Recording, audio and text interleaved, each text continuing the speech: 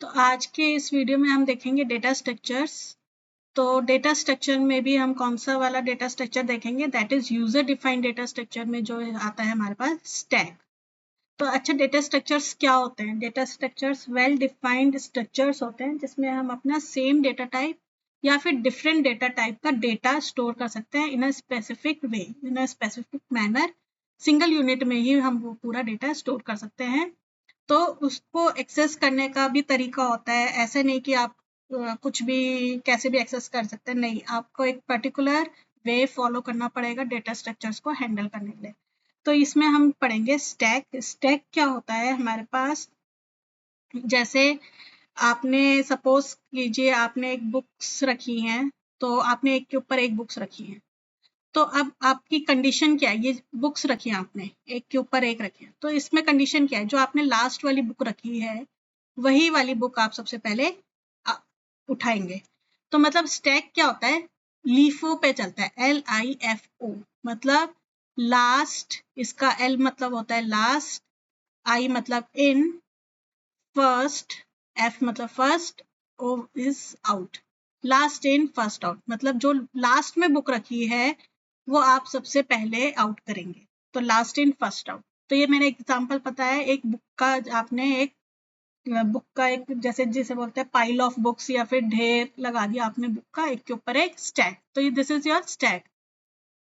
अच्छा, इसमें और एग्जांपल्स आ जाते हैं, जैसे कि वेब पेजेस है। अच्छा, आप वेब पेजेस खोलते हैं, आप फिर उसमें आपने सपोज करो एक वेबसाइट में चले गए और उसमें आपने डिफरेंट वेब पेजेस खोल लिए, मतलब पहला खोल लिया, दूसरा खोल लिया, तीसरा खोल लिया। देन आप बैक करोगे तो बैक में सबसे पहले वो क्या करेगा? जो लास्ट आपने खोला था वो शो होगा, देन उससे लास्ट वाला, मतलब ये जो पेजेस हैं वो स्टैक में लग जाते हैं।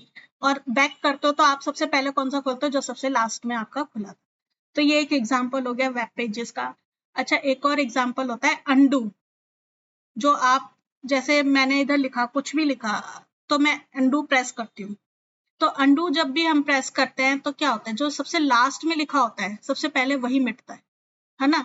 सबसे पहले वही रब होता है। तो दैट इज योर, मतलब एक वे होता है, ये भी स्टैक में एक वे होता है कि लास्ट इन फर्स्ट आउट। तो दिस इज योर स्टैक, बस यही ध्यान रखना है। तो स्टैक में सबसे पहले इंपॉर्टेंट चीज क्या आती है? इसमें आपके पास 3 मेजर फंक्शंस होते हैं किसी भी स्टैक में। तो सबसे पहले आप एक स्टैक बनाएंगे। स्टैक हम पाइथन में किसकी हेल्प से बनाते हैं? लिस्ट की हेल्प से। तो लिस्ट की हेल्प से हम स्टैक बनाते हैं। और स्टैक के ऑपरेशंस जो हैं वो मेन क्या क्या हैं? एक तो पुश हो गया, पुश। तो पुश में क्या होता है? हम लिस्ट में, क्योंकि हम लिस्ट, स्टैक को हम बनाएंगे लिस्ट की हेल्प से, तो पुश मतलब आप उसमें ऐड करेंगे डेटा, अपना डेटा, जो भी डेटा है आपके पास। देन आप करेंगे पॉप। पॉप मतलब क्या होता है? आपने ऐड कर दिया डेटा, उसके बाद आप उसको निकालना चाहते हैं, पॉप आउट करना चाहते हैं, तो you have to use this function pop. मतलब आप उसको डिलीट करना चाहते हैं, उस जो भी आपने ऐड करा है। तो पॉप मतलब जो भी लास्ट ऐड करा है उसको पहले निकालना है, तो मतलब इसमें क्या आता है? डिलीट। ठीक है, डिलीट पूरा स्टैक नहीं, वन बाय वन जो भी ऐड करते गए हैं हम अपने डेटा।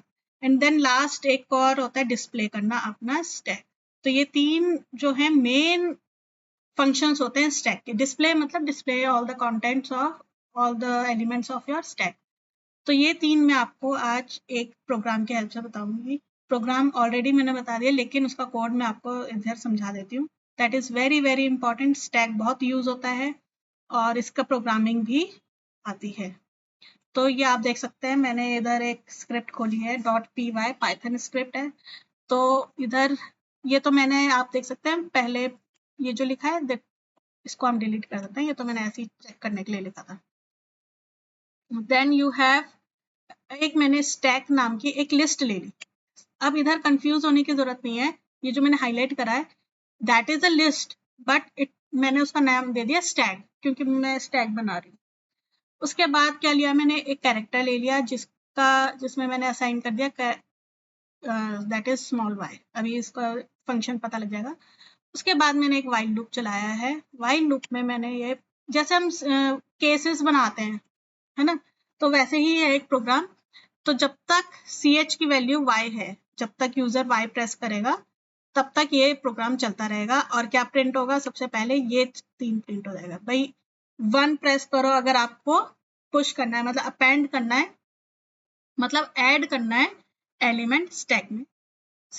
दो नंबर पुश तब होगा, सॉरी 2 नंबर प्रेस तब होगा जब डिलीट करना है एलिमेंट स्टैक से, और 3 नंबर अगर आप प्रेस करोगे तो डिस्प्ले कर देगा वो सारे एलिमेंट्स स्टैक के। तो जब एंटर योर चॉइस, देखो नेक्स्ट मैंने कहा एंटर योर चॉइस, एंटर कर दी। अगर इफ योर चॉइस इज 1 तो क्या करे, आप ये देखो जो मैंने कोड हाईलाइट कर दिया है। अगर चॉइस 1 है तो एंटर नंबर 2 पुश, मतलब ऐड करने के लिए कौन सा नंबर है। तो देखो जो लिस्ट में हमारे पास एक फंक्शन होता है अपेंड, जो कि मैंने इधर यूज करा है, ये जो मैंने हाईलाइट करा है। तो जो भी नंबर आपने एंटर करा है वो स्टैक में, स्टैक एक हमारी इधर लिस्ट है जिसको हमने स्टैक का नाम दिया है, इसमें अपेंड हो जाए, मतलब जुड़ जाए। अगर इफ चॉइस 2 है, चॉइस 2 में सबसे पहले हम देखेंगे कि भाई हमारा स्टैक जो है एम्प्टी तो नहीं है। If stack equals to blank, आप देख सकते हैं इफ में, तो प्रिंट कर दे the stack is empty. Else अगर एम्प्टी नहीं है तभी तो हम उसमें से डिलीट करेंगे। एल्स क्या करें, deleted element is this, stack में पॉप कर दिया। पॉप एक फंक्शन होता है हमारे पास, इनबिल्ट फंक्शन है, तो इसको बनाने की जरूरत नहीं है। You just write your list name then dot then pop function, तो डिलीट कर दिया हमने, ठीक है।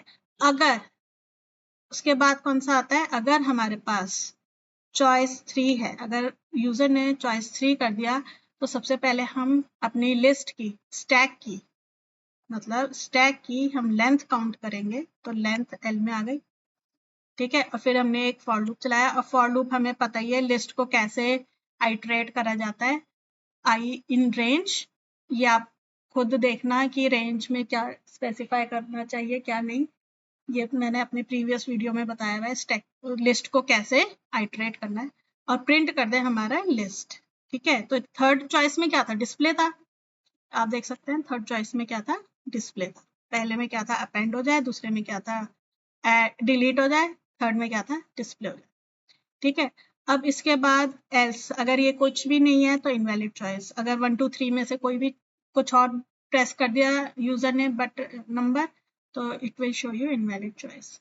और लास्ट में ये पूछेगा, अब देखो सी एच क्या हो गया, C H you want to continue, अगर कंटिन्यू करना है you have to press small Y, otherwise वो कंटिन्यू नहीं करे। तो इसको मैं रन करके बता देती हूँ एक बार। तो मैंने इधर खोला है, CMD से मैं रन कर रही हूँ, आप पाइथन IDLE से भी कर सकते हैं। तो इधर मेरे पास जो है test1 है .py।